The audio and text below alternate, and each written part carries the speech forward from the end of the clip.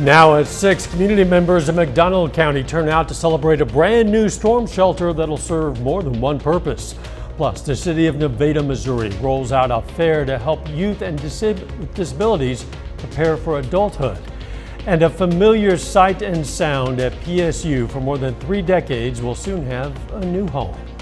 The 4 states' most watched news starts now. Could get some rain tonight, but it will not be enough. The entire area is in a drought. For most of us, it's classified as extreme. This is KOAM News at 6. I'm Dow Quick. Let's check in with Chief Meteorologist Doug Heddy for a first look at the weather.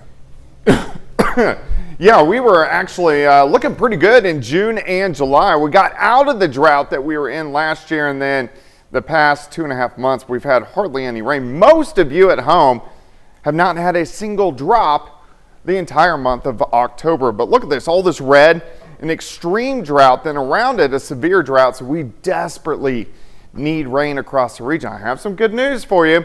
Here comes a cold front. Look at these thunderstorms popping up along the front. And these are going to march south and east as we go through the evening hours. Now, the next couple hours are fine, but these thunderstorms start to get in by 9 p.m. Some of these could be strong to low grade severe. As they drop south and east to the I-44 corridor, they will start to weaken. Now, the key word here is they are going to be scattered. It's not going to be a wall of rain, but a lot of you are going to get rain. We're going to be talking more about this and what is to come here in just a bit. See you soon. McDonald County Schools celebrated the opening of a new storm shelter today with this ribbon cutting ceremony. The shelter, located at the White Rock Elementary in Jane, Missouri, is one of 6 being built across the district thanks to a $21.5 million bond issue passed by voters in 2022. The new shelter will provide improved safety for students, staff, and the community, but will also serve as additional educational space. Well, for one, pride in our community, pride in our building, pride in our schools. We want people to realize that we care about our students and we want our students to be safe. And I say students and staff as well. We want them to be able to come to school and have a safe environment for learning and a safe environment for activities as well. Once the construction projects are completed, every school in the McDonald County R1 school district will have an accessible storm shelter. The Vernon County Fairgrounds in Nevada, Missouri rolled out a youth fair today. The theme of the event was Transition to Your Finish Line, Rev Up Your Future. The event, which included vendors and obviously this car show, also provided information and resources for youth with disabilities as they make the transition into adulthood. We really hope that they learn information from all the resources that were represented today to help them transition into adulthood, being able to learn about what jobs they may want to do, transitioning into school, just moving on into their own lives after they graduate high school. They told me that they could help me with money plans or getting to where I need to go. Fair also featured award-winning public speaker and author Aaron Likens. The KRPS radio station that operates from Pittsburgh State University is moving out of the building it's been in for the past 36 years. The radio station will now have a new home in the Bicknell Center for the Performing Arts. KOAM's Anthony Saviello gives us one final look at the station's home for more than 3 decades and speaks with a man who's worked there since the beginning. At the home of the Gorillas sits Shirk Hall. Within there lies the Baxter Broadcasting Center, the home of 89.9 KRPS. At least it has been. It's a house cleaning, and it's an opportunity to, we can make the best of it. Cleaning house after 36 years has Matthew Witt looking back through the history of the radio station. Oh, here we are smoking a cigarette in our fashionable suit and tie. Yes, so that was a nice discovery. Matt has been at the station since its birth. Yeah, these are kind of clunky and not my favorite media, but that's how we would record back 30 plus years ago. 30 plus years of working with a variety of people. It's been interesting to go through this process with him, because I'm a relative short timer, only here 7.5 years, compared to Matt's 36 years. 30 plus years of history, not just within the CDs and records, but the man who cares for them. I've gone through so many boxes, and we have television or newspaper articles with Matt. You know, Matt in 1998, and Matt in 2008, and Matt in 2018. 30 plus years, not just working in a radio station, but building relationships. I suppose a bond has developed over the decades, and we appreciate that, and I hope we're still serving those folks into the future. But even with eyes on the future, there's still room to remember the past. So it's very old-fashioned in many ways, but you can develop an affection for something old-fashioned, I think. In Pittsburgh, Anthony Saviello, KOAM News. The KRPS general manager tells us the station hopes to be fully moved into its new home by July of next year. Webb City supports local firefighters and police officers in a tasty fundraiser. That story's coming up. Plus, members of the Reddings Mill Fire Department mourn the loss of one of their own. The Reddings Mill Fire Protection District is mourning the loss of their fellow firefighter Tucker Berry. Berry passed away in an incident involving a golf cart Sunday at the age of 21. KOAM's Melissa Alexis spoke to people at the fire department about the impact Berry had on the community. He had drive and ambition that would rival anyone I've ever met. Dedicated is the word Tucker Berry's coworkers use to describe him. He always gave it 100%, 110%. Everything he did, he wanted to do better. Whether that was in the fire service, in this community. Deputy Chief Metcalf says Berry lived the fire department's motto, which was "We care," and he even got custom suspenders with the phrase on it. So he could see it every time he put his gear on, and he understood the mission. The 21-year-old worked at Reddings Mill Fire Protection District for a year and a half before his tragic passing. He's never going to be a person that really has anybody dislike him. And you're not going to you're just going to be a better person by hanging out with him. We're a very close-knit family, and we would work outside of work on other projects, and he was willing to do it at no cost. A close-knit bond, he says he will miss. He says this is a big loss, not only for the fire department, but also for the community.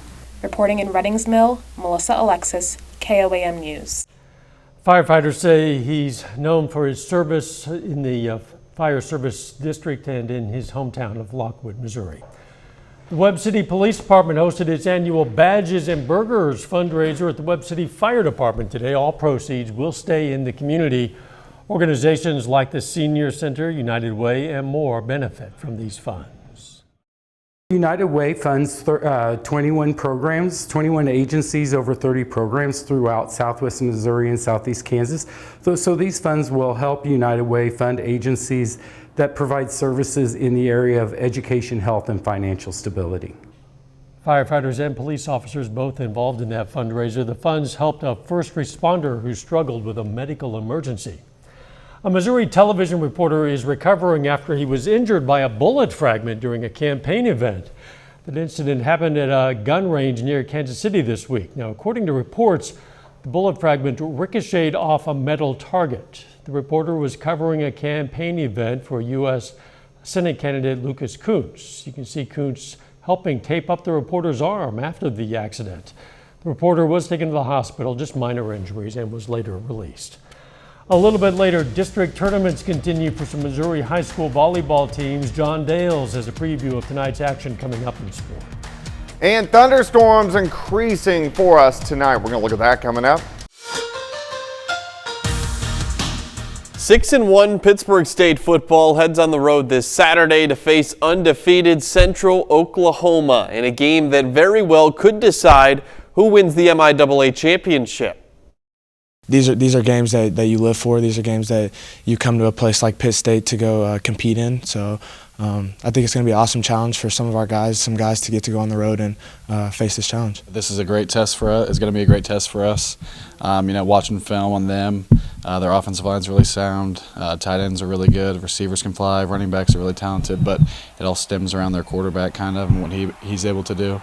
And so it's going to be another, great opponent we're going to play. Like Jack said, we gotta win pre-snap. We got to get the call. We got to get lined up, and we got to play fast, and we can't make mistakes. I mean, that's where they expose you, is if you have a breakdown in coverage on the second or third level, they're going to find it and they're going to make you pay. Or if you have a misfit in the run game up front, the running backs are going to make you pay for it. This is the second top 10 battle of the year for the Gorillas. They won the first back on August 31st in Pittsburgh against Ferris State. But the Gorillas go on the road this time. Broncos are 7-0, ranked number 9 in the country, and they have the number 1 offense in the nation, according to multiple metrics. And like I just mentioned, this will be hugely impactful for who wins the MIAA conference title this season. Here's a look at the current standings. UCO stands alone in first place. A half game behind are the Gorillas. If PSU wins out, it's guaranteed at least a share of the MIAA Conference Championship. Well, district tournaments continue this evening for high school volleyball in Missouri. 4 of our local schools do battle over in Mount Vernon. The Mountaineers are the top seed in the tournament. They face East Newton tonight. Patriots swept Cassville in the quarterfinals on Tuesday. 2-seed Monette also takes on Lamar. Tigers won 3-0 on Tuesday against Seneca.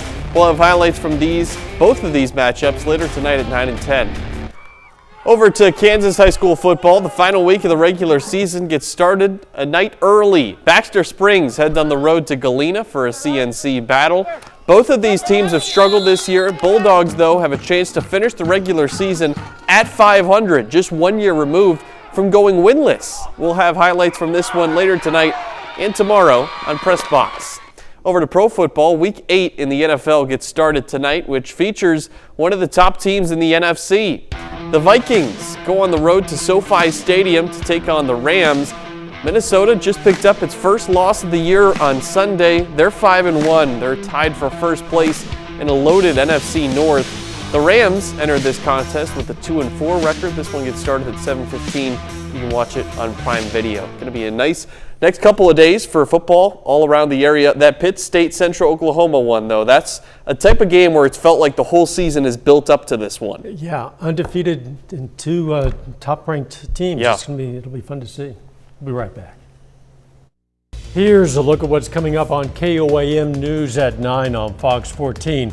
October is Eye Injury Prevention Month. We're going to look into the dangers involving costume contact lenses. Plus, tips to keep your Halloween pumpkins from looking frightening through the holiday. And Freeman hosts Autumn Fest with a car show and food. We're going to take you there. Those stories, a lot more is coming up tonight. KOAM News at 9 on Fox 14. If you're looking for events in the 4 states but you don't know where to turn, we've got you covered. Just scan this QR code right now. Go straight to the events page on our website. You can find fun family events in the area anywhere, anytime. At the moment, you'll find plenty of things going on around Halloween-related events. KOAMnewsnow.com/events. That's the other way to get there if you don't get the QR code. Hoping for some rain for a lot of us tonight, Doc. Yeah, we should get scattered showers and thunderstorms entering the region by 9 p.m. Some of these could be a little bit stronger, so we'll watch these as they march through the region tonight. Friday looks great, 76, 73 Saturday, back into lower 80s early next week. Rain chances again the second half of next week. Thanks for joining us. We'll see you right back here for KOAM News at 10. Let's make it a great evening.